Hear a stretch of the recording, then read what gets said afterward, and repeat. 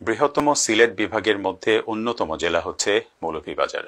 চায়ের রাজধানী হিসেবে খ্যাত পর্যটন সমৃদ্ধময় এই জেলার শ্রীমঙ্গল ও কমলগঞ্জ উপজেলা।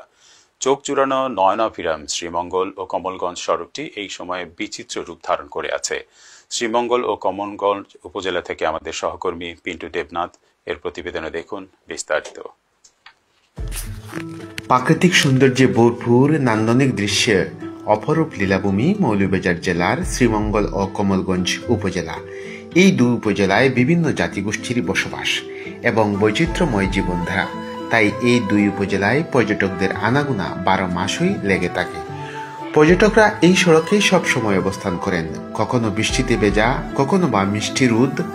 সড়কের দুপাশে সবুজ চা বাগান, এছাড়াও এই সময়ে ফুটেছে কৃষ্ণচূড়া ফুল। পাহাড়ি আঁকাবাঁকা মেঠো পথ ধরে অজানা গন্তব্যে পথে ছুটে চলেছেন একটু প্রশান্তির আশায়। দেখার মতো অনেক কিছু রয়েছে, যেদিকেই তাকানো যায় শুধু সবুজ আর সবুজ। চায়ের রাজধানী হিসেবে খ্যাত শ্রীমঙ্গল ও কমলগঞ্জ উপজেলায় অসংখ্য চা বাগান রয়েছে। সবুজ সমারোহে চা বাগানে গেলে মনে উৎসাহ জাগে। চা কন্যাদের চা পাতা চয়ন করা, ছবি তোলা এজন্য এক অন্যরকম মনোরঞ্জন দিয়ে থাকে। শ্রীমঙ্গল থেকে কমলগঞ্জ দূরত্ব 14 কিলোমিটার। পাহাড় আর আঁকাবাঁকা পথ, বড় বড় বৃক্ষরাজি, পর্যটকদের জন্য ছান্দের গাড়ি, টমটম, CNG, charger cycle, auto rickshaw, কেউ কেউ হাতে হাত রেখে হেঁটে চলা।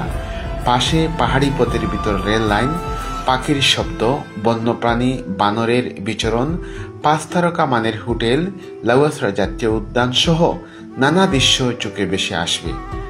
নাগরিক জীবনের শত ব্যস্ততার মধ্যে ছুটি পেলেই ছুটে আসেন এই শ্রীমঙ্গল ও কমলগঞ্জে। শ্রীমঙ্গল ও কমলগঞ্জে অসংখ্য পর্যটন স্পট রয়েছে। এসব পর্যটন স্পট দেখার পাশাপাশি শ্রীমঙ্গল টু কমলগঞ্জ সড়কটি এখন পর্যটকদের জন্য নানাভাবে আকর্ষণীয়। এই সড়কটি দেখতে প্রকৃতিপ্রেমীরা ছুটে আসছেন। প্রকৃতি যেন হাতছানি দিয়ে কাজে টেনে নিয়েছে। Pintu Debnath, NTV news.